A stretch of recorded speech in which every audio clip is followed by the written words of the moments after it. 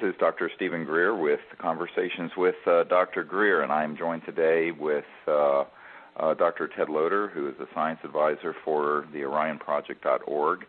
And I'd like to thank the folks at the World Puja Network for allowing us this time to share these updates with you about the work that we're doing at the OrionProject.org with new energy systems that are breakthrough technologies to get us off of fossil fuels and onto a sustainable energy future. So thank you, Dr. Loder, for being with us today. You're welcome, Steve. It's a pleasure to be back. Yeah, well, I mean, there's quite a bit that's been going on lately. I want to bring folks up to date just briefly. This past week, we had a team of about 6 people who went and visited the original materials that are in storage of Stan Meyer's technologies. And those technologies, as many of you who have been following this saga for the last year and a half now, have all been sort of in storage since Stan Meyer's death in 1996.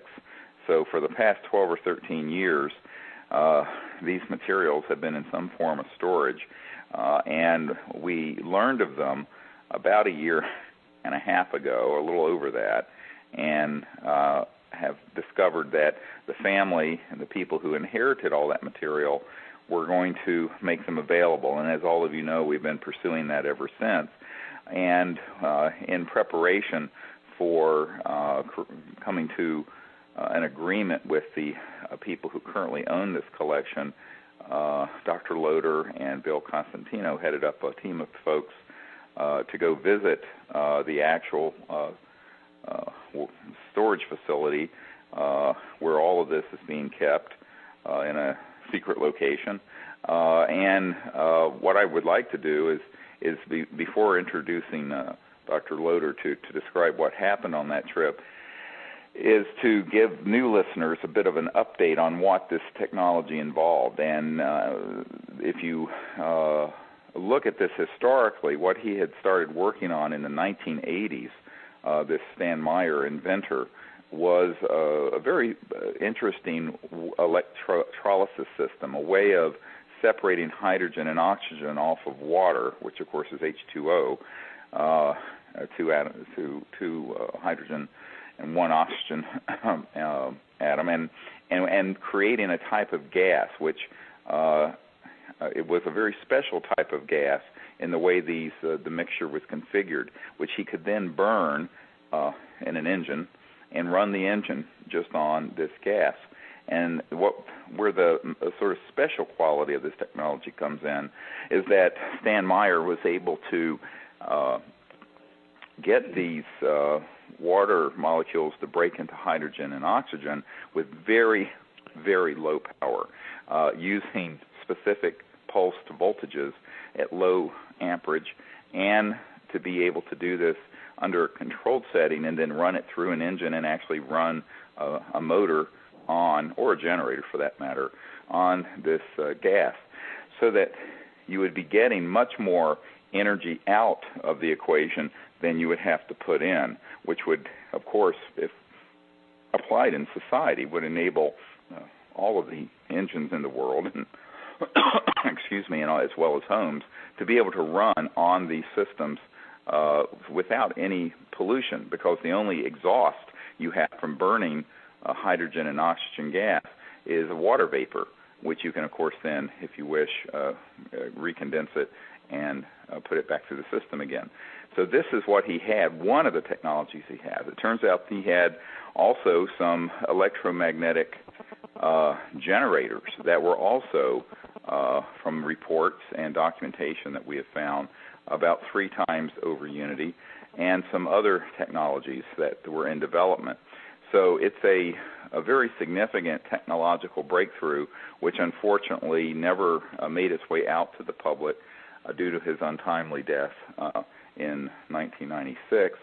And in the time that we have been looking into this, we very fortunately were able to identify 3 people who had worked with Stan Meyer himself, and who have now volunteered to help us assess this equipment and the materials to see that it is all there or has a chance of being functional as a study collection, a collection of materials that we could study and hopefully, as it were, resurrect this very, very promising technology. And so to that end, after much discussion and going back and forth with the family who has this equipment, Dr. Loder and Bill Costantino headed up this team of people this past weekend, Friday, Saturday, and Sunday, and were able to examine the collection. And so I'd like to now let Dr. Loder explain to you sort of the state of the collection and what we're going to do from here. Well, thank you, Steve, for that good introduction on that. First of all, to just clarify one point, Stan Meyer died in March 1998. Oh, sorry, yes, 98. I think you may have not said in 96 there, but I just want to clarify that so the sharp-eared listener might have missed that point or picked up on that point. Actually, it was March 21st, 1998, right. in Ohio, where he lived. So that's one point. I guess what I'll do is I'll just sort of briefly talk about what we have saw and observed. First of all, there's a lot of materials there of Stan Meyer and available for us to look at. To describe it as chaotic might be an understatement. We're talking about many, many feet of his reports. Most of his reports, by the way, that we saw there are reports that the public has had available, or his business plan that he released to various colleagues along the way as he was working through the 80s and 90s. So the majority of the material was stuff that we had either seen before or other people had available to them. So that made up the majority of it. It was really difficult in some ways to assess in a short couple-day period truly what all the documents held. We're talking about perhaps several dozen feet of reports, materials, paperwork, etc. Tens of thousands of pages of material. So a little difficult. Would actually take many months for people to go through it and totally assess what's there. So that's just one comment. It's not that it can't be done. It was kind of fun. It was exciting to see a lot of this material, but it is a somewhat of a daunting task actually to be able to go through it all and figure out what is there. In terms of the technology, Stan Meyer was interested in many, many different technologies. The one we focused on was the water fuel technology, which is, as Dr. Greer described, one in which you oscillate or vibrate water with various voltage frequencies to cause the water molecule to essentially shake apart and producing hydrogen gas and oxygen, which then can be burned, so-called Brown's gas or hydroxy gas or Stan Meyer gas. Take your choice. That technology, there were various embodiments of that technology there and various, should we say, disarray or positive. It was hard to judge looking at circuits. Many of the circuit boards are from the 80s, or 90s. Well, or 80s basically. Most of them are from the 80s when he was working on all this.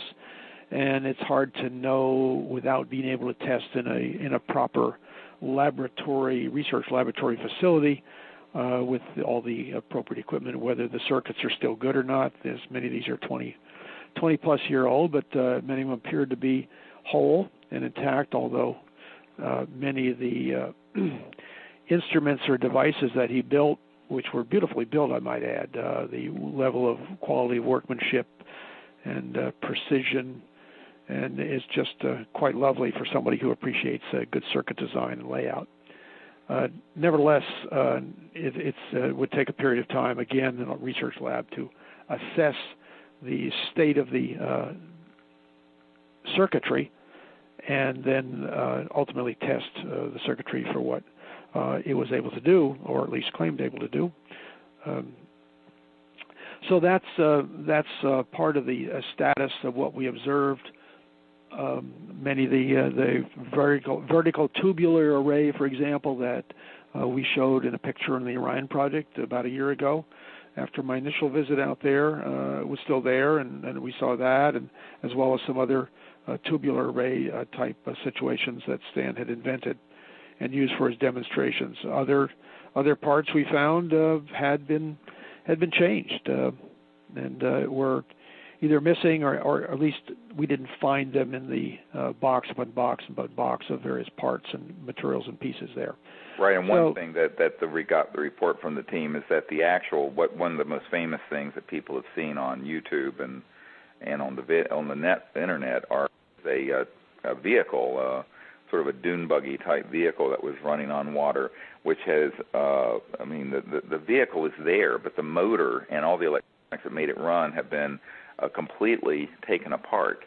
And I think that's very important for people to understand is that it's a bit of a Humpty Dumpty story at this point because there are things piled in boxes and things taken apart because he was in the process of redoing that vehicle, that dune buggy, from one configuration to another in terms of how he was going to run it on this hydrogen-oxygen gas mixture, and it had not been put back together again. And so it's going to be quite a challenge to put all that back together into something operational. Yes, a slight. I'd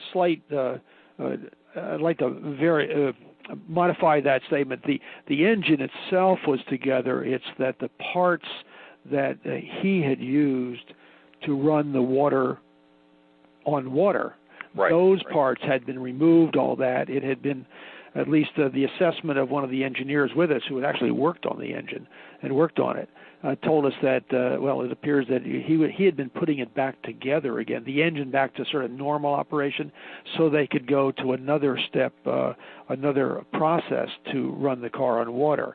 They had been in the middle of that process when Stan died.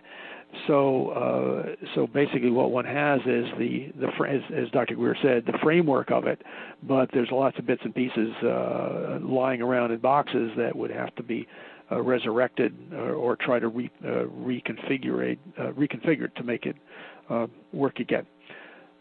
So that's sort of a secondary or a tertiary project, if you will, based upon what we observed.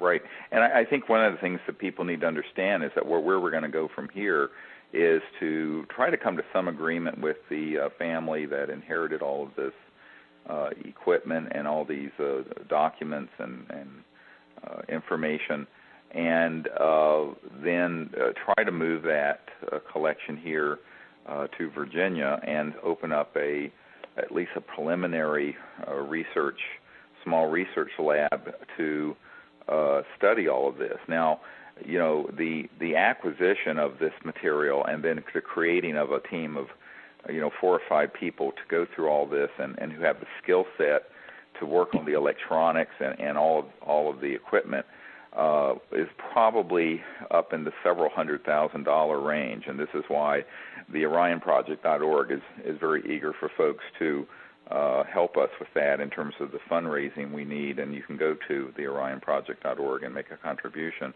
Or if you know of some people who want to really put in larger amounts, they can contact us, because this is a non-trivial undertaking to take something that has been basically in bits and parts and pieces lying around for 11 years now, and to take that and get an operational system out of it. We estimate it could be 1 to 3 months just to sort through all the files and paperwork and floppy disks and what have you, just to figure out the schematics and what part of all that material, because it's right now not at all organized.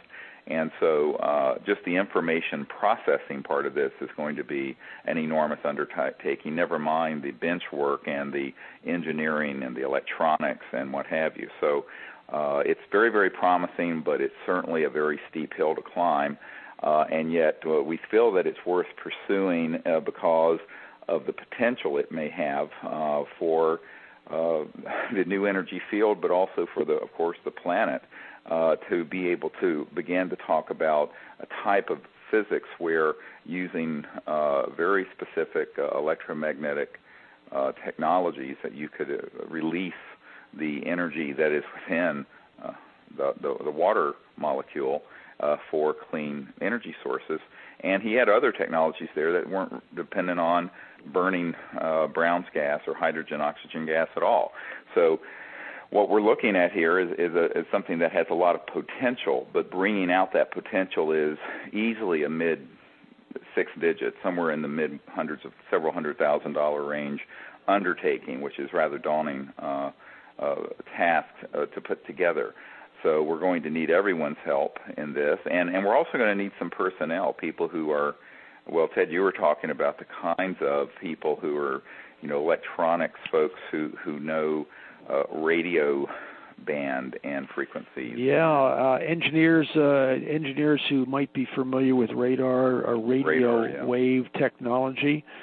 Someone who works in that general field in the terms of waveguide technology, that sort of stuff. There's certain aspects of Stan Meyer's technology that use some of the concepts from that general electrical engineering field. And so if there are people that have those skill sets, might be interested in working with us, please contact us.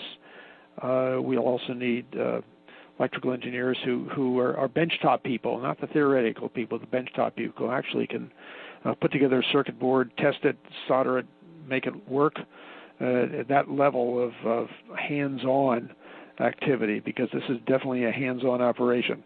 Oh, yes. In terms of looking at existing circuit boards, being able to test their continuity, make sure all the chips are happy and fitted properly, and also analyze what the circuit is actually doing, and so that they can be worked on, fixed if necessary, parts replaced, and then used within the overall circuitry system.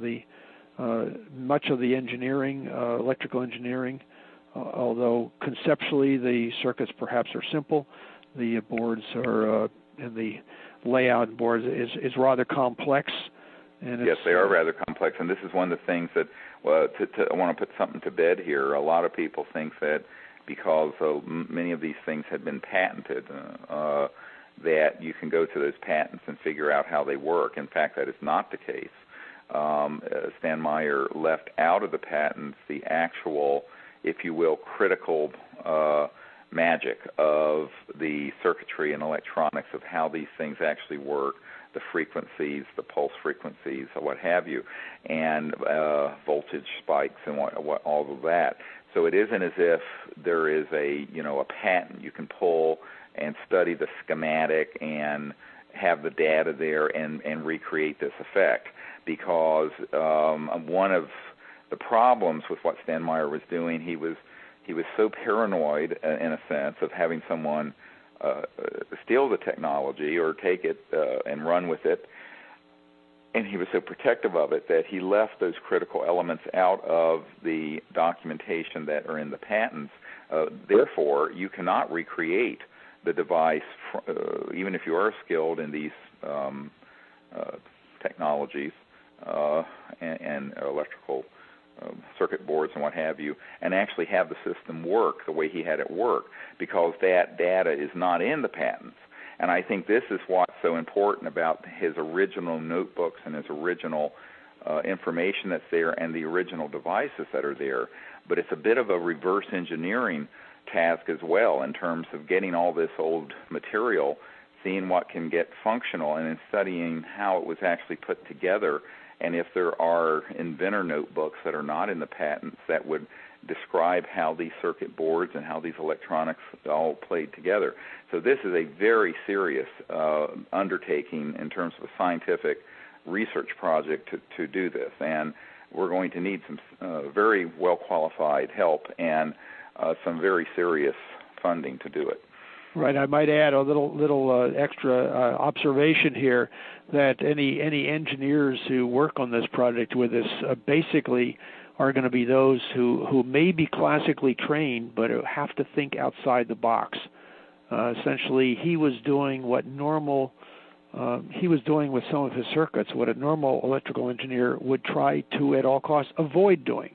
Correct. And that's just a little suggestive of what the genius of the man and what he is able to create by thinking outside the box. And he certainly thought outside the box. And this is and it's interesting. I think like so many things that get started, there was an empirical observation that he had made as he worked at a radar facility, I understand, and he observed that when these electronics that are in the radar were at a certain type of pulse frequency, water would dissociate into gas at very low power.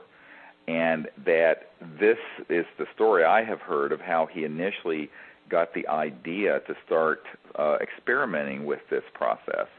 And then he brought in some other people, including his brother, and of course the rest it was a development process. But that, it was a very unconventional observation that then led to a lot of unconventional electronic engineering and thinking.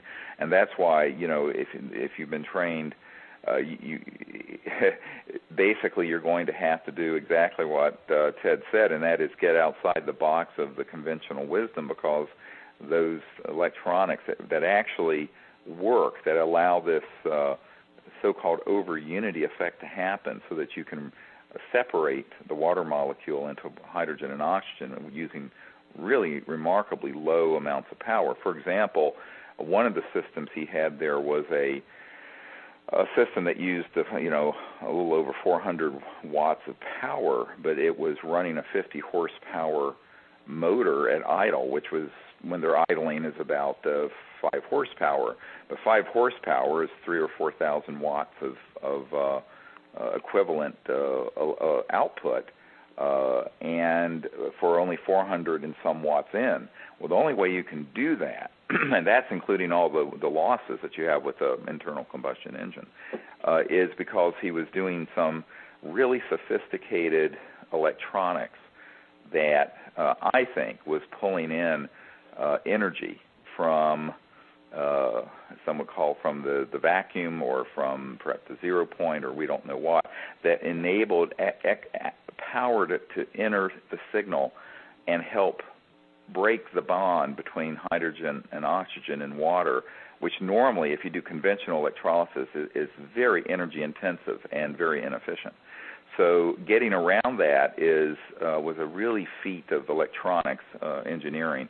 And that's why, the thinking that has to go into this is that people have to be technically expert, but they have to have a certain mindset of really thinking outside the box of conventional wisdom.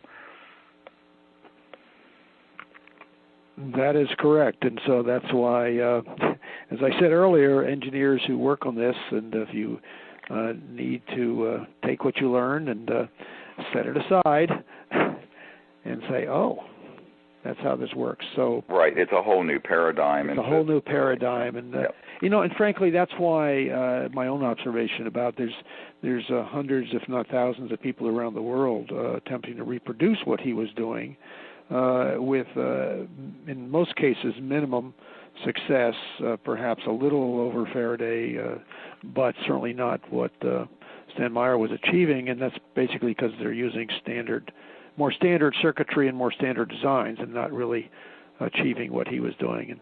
Right, and see, what he was doing had to do with a very specialized pulsed voltages with resonance systems that would get into a type of resonance together that would then create enough power with very low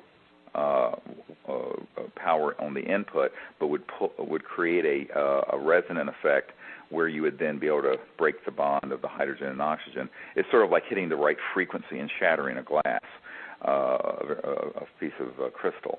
So I think that in this sense, that's what we're looking at, and so it's not the brute force normal electronics that you think about. And as I mentioned, because he did not have that in his patents, and it's been nowhere in the public domain, many people have tried to pursue this without success because they really didn't have the secret. What we want to do is be able to acquire the original collection of materials and put a really excellent team around it to study it, and then hopefully have a breakthrough on these technologies that we can announce. So As I mentioned, this is going to take a great deal of work and expertise and a very significant amount of funding support for the OrionProject.org. So those of you who can help, I appreciate it. By you going to the OrionProject.org and helping us with this effort. We will keep you appraised as our work with the people who have it go forward in negotiations. We are hoping that we can reach some sort of agreement with the group sometime over the next few weeks to a month or so. But that just needs to happen. And once something truly happens, we will certainly announce it on the Orion Project in one of our newsletters to the world. Yes, and so those of you who want to follow this, you can go to the OrionProject.org and sign up for our free newsletters that we send out by email. And it's free to do that, and you'll be the first to know when we do acquire this collection and we begin to work on it. I suspect this will be essentially the last you hear of it for a little while until that is finalized. Right. One of the things I want to point out about the reason this is such an important technology to pursue is that it involves a physics that can be applied not just to creating this hydrogen-oxygen gas that can run a motor. It can be used in other generator systems that are Overunity, meaning that you get more energy out of it than you have to put into it, from a system that would be purely electrical or electronic. And so there are a lot of applications for this. And but even the aspect of it of using the hydrogen-oxygen gas mixture to run generators or cars, because there's no pollution and because, as I had mentioned on another interview, there's something like 400 gallons of water a day that the average American home uses, that mostly is gray water from showers and sinks, and in other words, not the sewage, that is wasted, essentially. That a very small amount of that could be diverted, filtered, and go through a system with a generator that would run all the electricity you need for your home. Or, if you modified your car engine, run your car. And this is something that is a very significant potential breakthrough, particularly as a transition technology to these really more high-tech electronic generators that wouldn't use any kind of combustible gas, because we already have something like 1 billion cars and trucks and internal combustion engines on the planet that are using fossil fuels and creating greenhouse gases and noxious pollution and Mideast wars and everything else.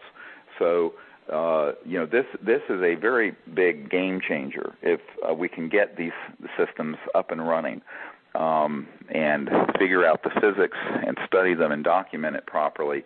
And we, of course, would not sit on this for 2 decades working on it the way Stan Meyer did, but as soon as we get something operational, it's going to get disclosed and known to the public. So our goal is to move this out to the public very quickly, as quick as we safely can, so that it begins to get into some kind of application to solve the world's energy and environmental and geopolitical problems that are related to the current addiction we have to oil. That is correct. And I guess trying to think if there's anything else to mention at this point. I don't think so, other than the fact it's exciting but daunting, and we have to sort of work through all the negotiations before we really get excited. Right, exactly. So we want to bring you up to date on this, and that's where the state of the art is. So I don't know, Ted, if you want to share people. I don't know, a lot of people have heard about the Department of Energy, and the Obama administration has put out a call for alternative energy research projects through a project known as ARPA. I think. Yes, ARPA-E. This is a program put together by the Obama administration to support, at least allegedly support. One is always skeptical of these things when it comes from the federal government. Allegedly support, quote, breakthrough technologies. This is not a better solar panel or a slightly better ballast for a fluorescent lamp, but truly breakthrough technology, which would be energy-changing or game-changing in terms of the energy front. And we have a sister corporation known as Aero. You can go to www.aero2012.com and see what Aero is about. And we have put in one of these applications for two different types of technologies to focus on through this ARPA-E program for Aero2012.com. And we actually have a summary, or at least a reference to the application we have just submitted to this ARPA-E program that's up on that website if you want to check that out.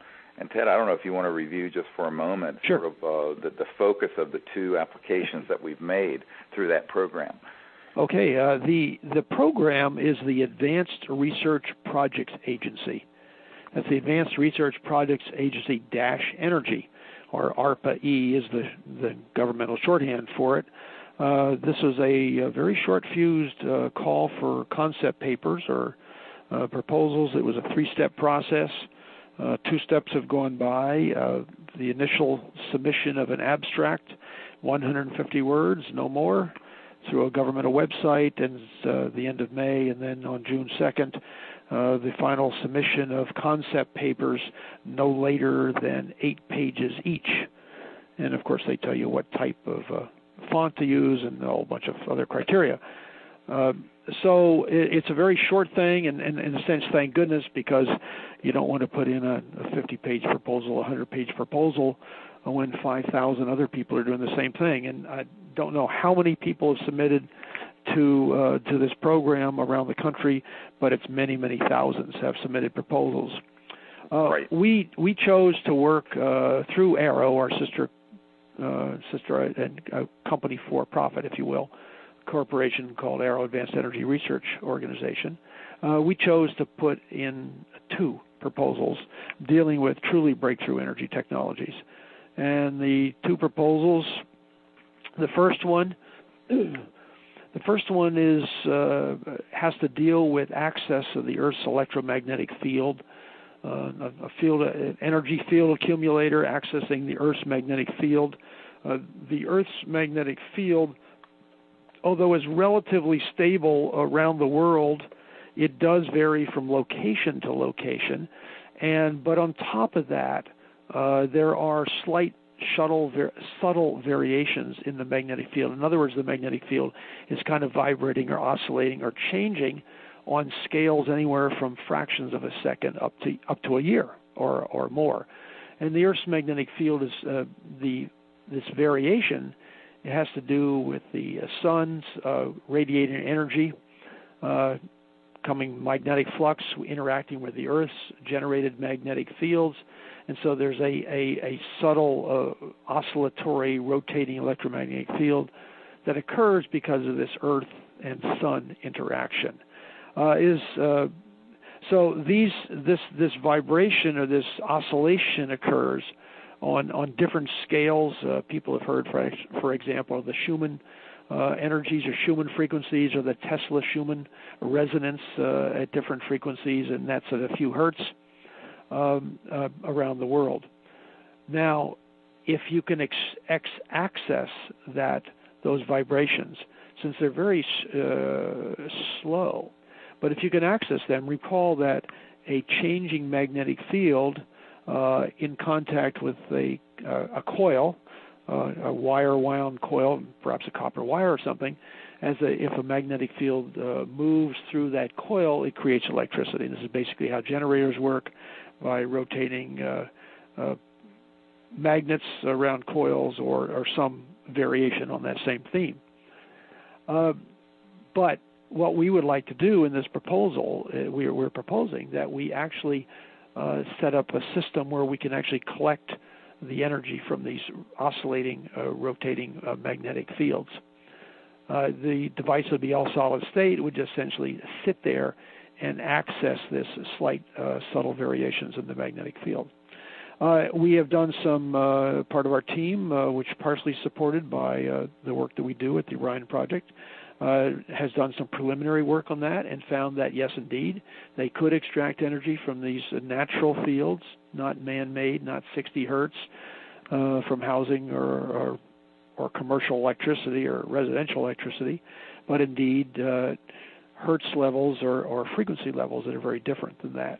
It's interesting that this is an interesting little tidbit that most electronic equipment that measures these things is actually set up so that it shields frequencies that are very, very low, these earth frequencies, because most electrical engineers working with circuits don't wish to have effects of Schumann resonance or other low frequencies in the 1 to several hundred hertz, or even 60 hertz.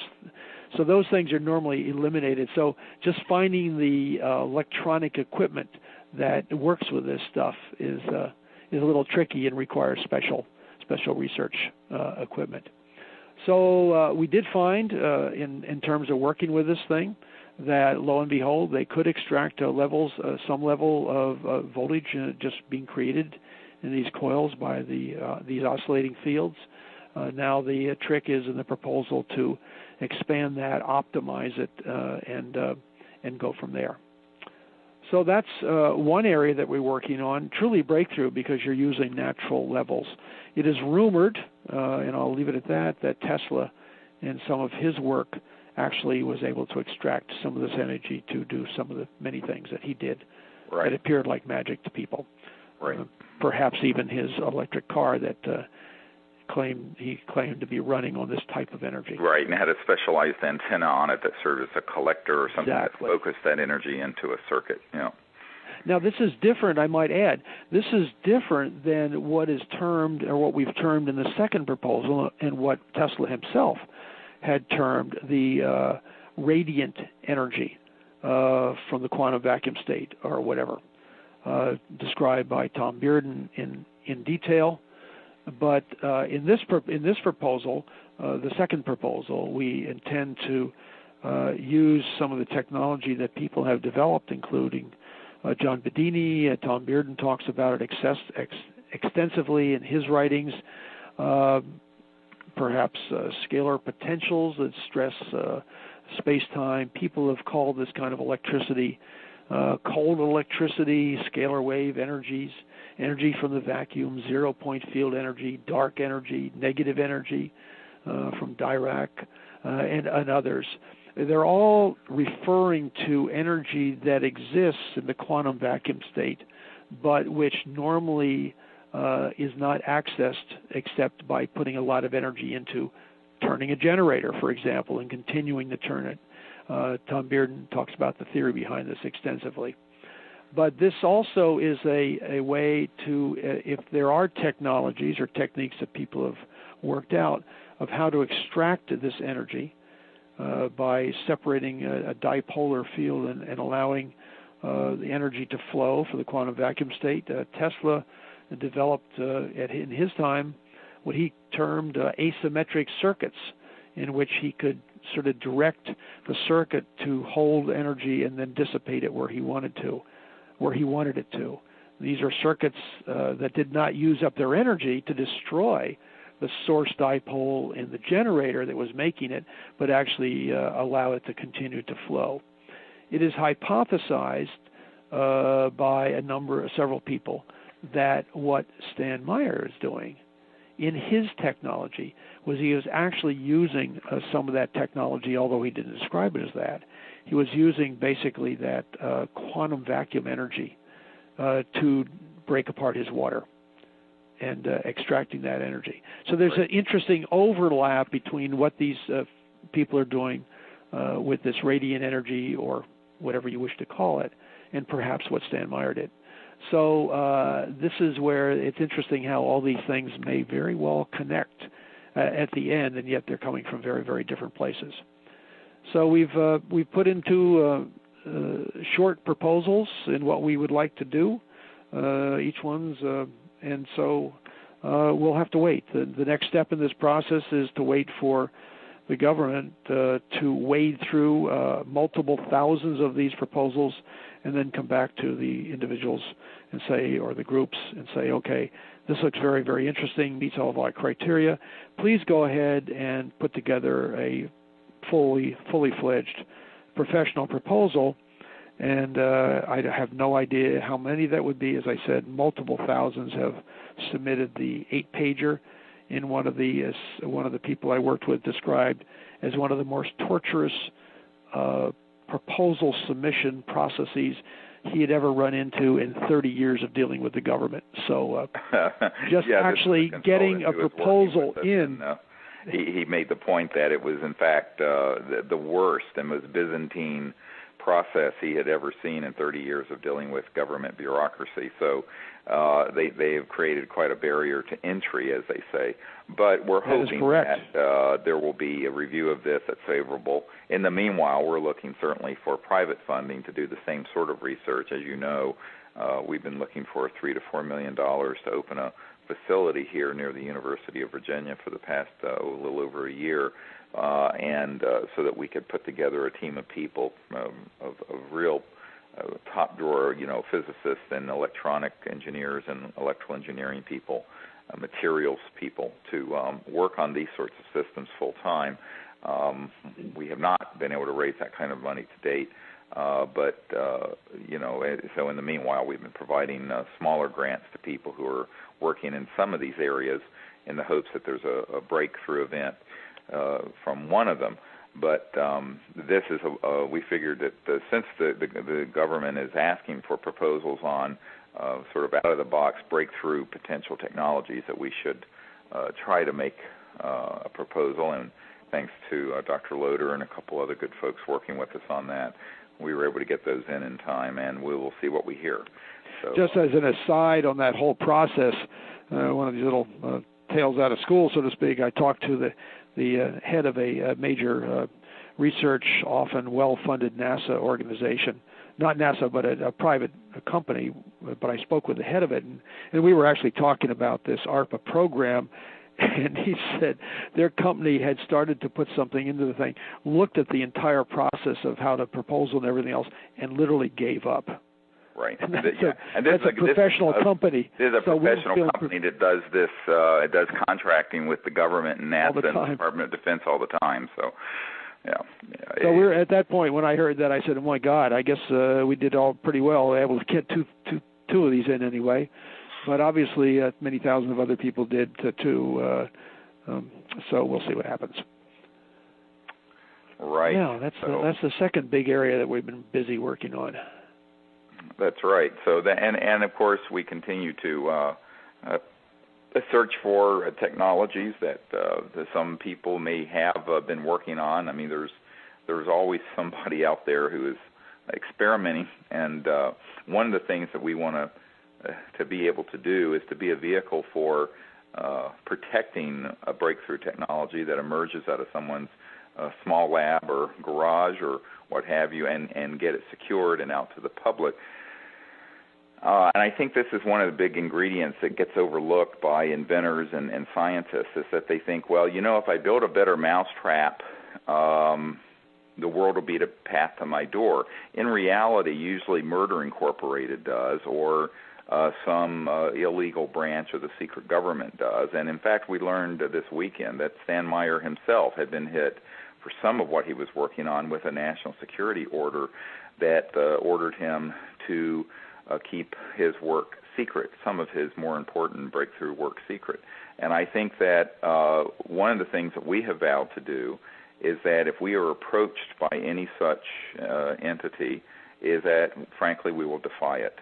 And the reason, and it sounds like a bit of civil disobedience, but the reason for it is because the people who have been doing these suppressive actions against new energy inventors for decades now are folks who are not representing the interests of the people of the United States.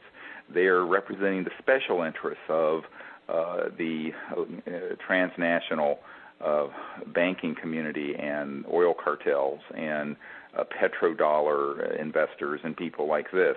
They're certainly not concerned about we the people, and they are certainly not concerned about legitimate national security concerns.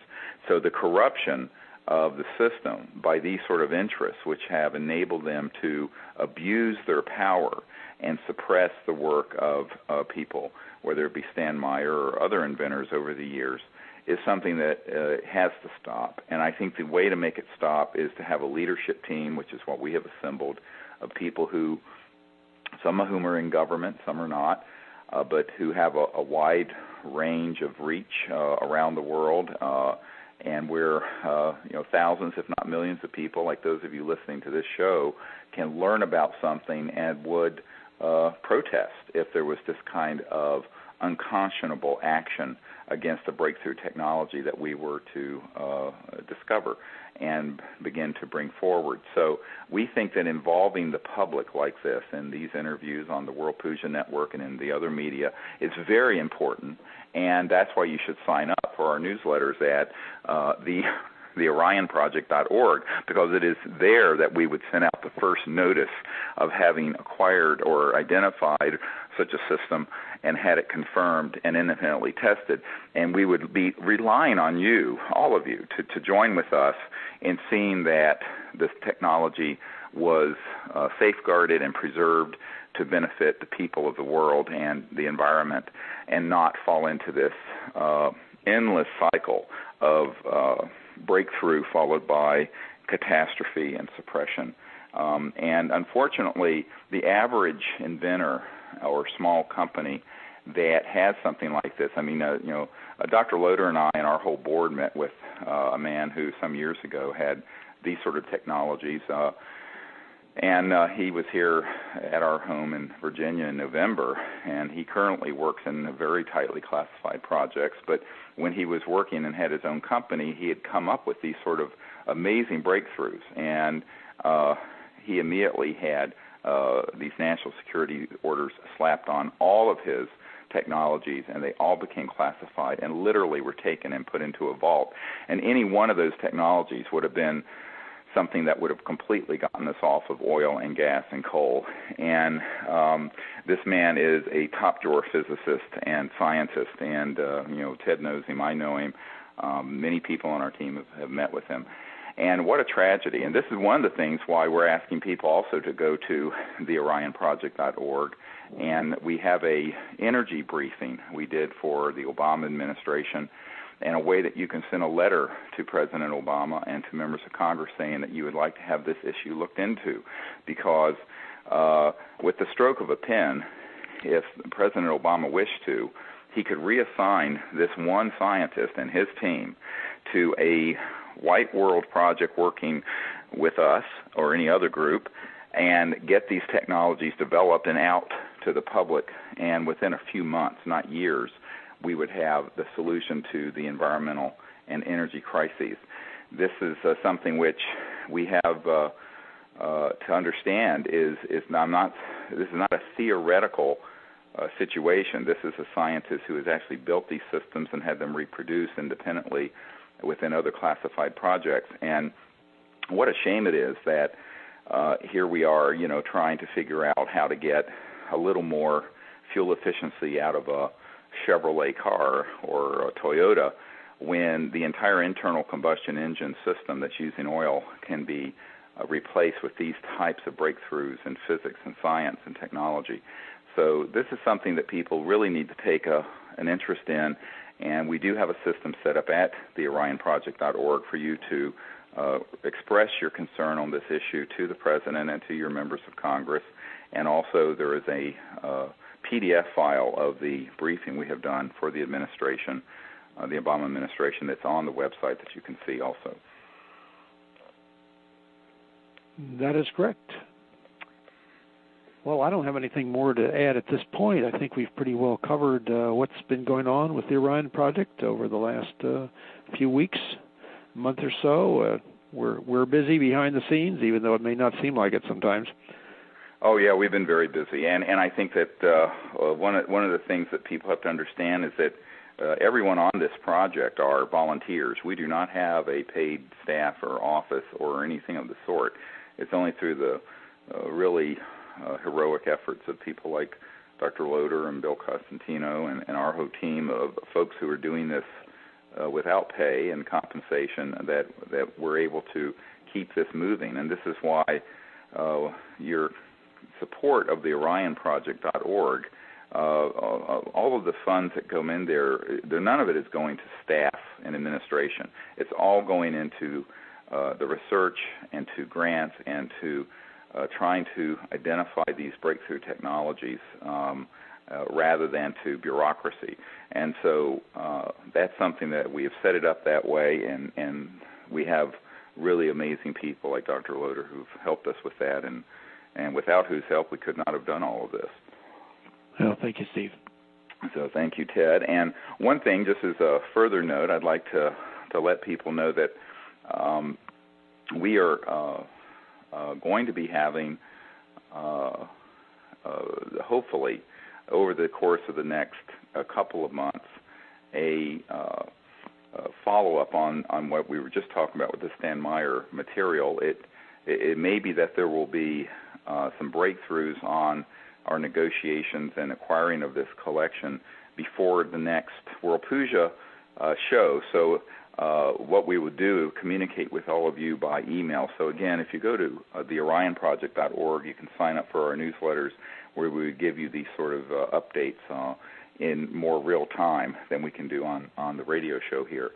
And I would encourage everyone to do that, because my sense is that these things really are going to be coming to a head, and the likelihood of some significant breakthroughs is high, and we would like for folks to be able to know about it and be supportive, but also understand that really those of you who have this type of information can educate other people. You can ask your colleagues and friends and neighbors to go to the OrionProject.org and begin to learn the history of these new energy systems and what we're trying to do, so that when the time comes that whether we get the Stan Meyer equipment operational or we have some other system that comes our way that is operational, that we will have a groundswell of public support to put a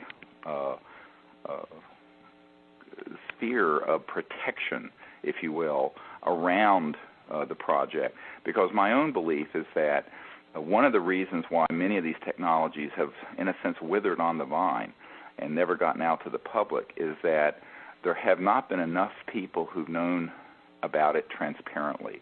There hasn't been enough people who know about it and know what to do about it. And so we want to be sure that the next time something like this emerges, that we have literally thousands, if not millions of people who will be aware of it and who will see that the technology is in fact protected and is secured and brought out to benefit the world, because all of us know that our civilization, in the way it's currently configured, is not sustainable. And yet there is enormous hope and promise in these technologies. It's what really keeps Ted and myself and everyone else on our team working on this, even though at times it can be enormously frustrating. And particularly when you hear, and you, like we did recently this past week, meet with people who had worked with someone who had ingenious breakthroughs in energy generation like Stan Meyer, and to see not only that there were national security orders that were slapped on some of this stuff, but that because of just how it was managed, that it basically withered on the vine until such time that he passed away, and then it just fell into obscurity. So, the trying to bring forth these sorts of technologies has been fraught with every kind of pitfall, and I think that can be ameliorated not only by your knowledge and you're telling other people, but by your prayers and your meditation on behalf of this. Maybe if you do a puja for us, and to keep what we're doing in mind as you go forward, and also to be prepared to act. And by act, I mean if you hear from us that we have a breakthrough technology that we've acquired or that we're working on, that you tell other people, so that it isn't one of these technologies that in obscurity can be smashed like a moth and made to disappear, that all of you would understand that we're in this world together and we have to make it a better world, and that the kind of change that the world needs is not, getting 10% more efficiency out of the internal combustion engine or what have you. It means a real revolution in science and physics and the way we live on this planet, so that we become not only sustainable but an abundant planet, and a planet where we can really, for once, live together in justice, because so long as there's the kind of incredible inequality and poverty that there is in the world, we were unlikely to see a world that's at peace. And that can't happen with the zero-sum game of oil and coal. It can happen with these new sciences and technologies wisely used, and by a lot of people standing shoulder to shoulder, standing down the money mongers and the greedy folks who want to say, no, you can't have that because it's going to take money out of my oil revenue. So I think that this is why it's so important for everyone to have a sense of empowerment and become an activist for new energy. And you can do that by helping us at theorionproject.org. Well, thank all of you for listening. I'd like to thank Dr. Loder for his enormous work on the recent trip to Ohio, and I'd like to thank all of the folks at the World Fusion Network for hosting us and to bringing you this update from the Orion Project. This has been Conversations with Dr. Stephen Greer, and until next time, thank you very much. Thank you. Bye-bye. Bye-bye.